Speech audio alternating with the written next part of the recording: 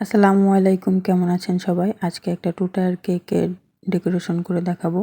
তো এটা ছিল চকলেট ফ্লেভারের কেক, আর এটাকে 7 ইঞ্চি মোল্ডে বেক করে নিয়েছিলাম। তো এটাকে আমি 3টা স্লাইস করে নিয়েছি, আর উপরেরটা হচ্ছে আমি 5 ইঞ্চি হাইট মোল্ডে বেক করেছিলাম। এটাকেও আমি 3টা স্লাইস করে নিচ্ছি। আমি ইচ্ছে করে একটু মোটা মোটা করে স্লাইস করেছি, অনেকে হচ্ছে 4টাও করে, তো আমি ইচ্ছে করে 3টা করেছি।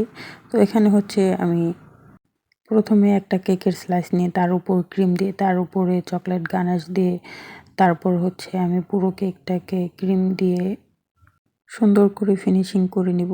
আর তারপর হচ্ছে সেমভাবে উপরেরটাও করে নিব। আর কেকটা ছিল কাস্টমাইজ করা 3 পাউন্ডের, নিচে ছিল 2 পাউন্ডের আর উপরে ছিল 1 পাউন্ডের। এজন্য 2টাই আমি হাইট মোল্ডে করেছি। তো এখানে আমার উপরেটাও করা শেষ, আর এখানে হচ্ছে আমি স্ট্র লাগিয়ে দিব যাতে কেকটা নড়াচড়া না করে বা সরে না যায়। আর এখানে হচ্ছে আমি গোলাপ করব। গোলাপগুলো হচ্ছে নিচে 3টা, মাঝখানে 3টা আর উপরে 3টা। আর গোলাপগুলো হচ্ছে শুধুমাত্র পিঙ্ক কালারের করেছি, পিকচারে যেমনটা দেওয়া ছিল। আর এখানে হচ্ছে আমি সুগার বল, ছোটো সাইজের যেটা হোয়াইট সুগার বল, ওইটা দিয়ে দিচ্ছি। আর এখানে হচ্ছে কিছু নন এডিবলের পাতা দিয়ে দিলাম, আর সাথে একটা টপার। আমাকে বলেছিল হ্যাপি বার্থডে টপার একটা দিয়ে দিতে।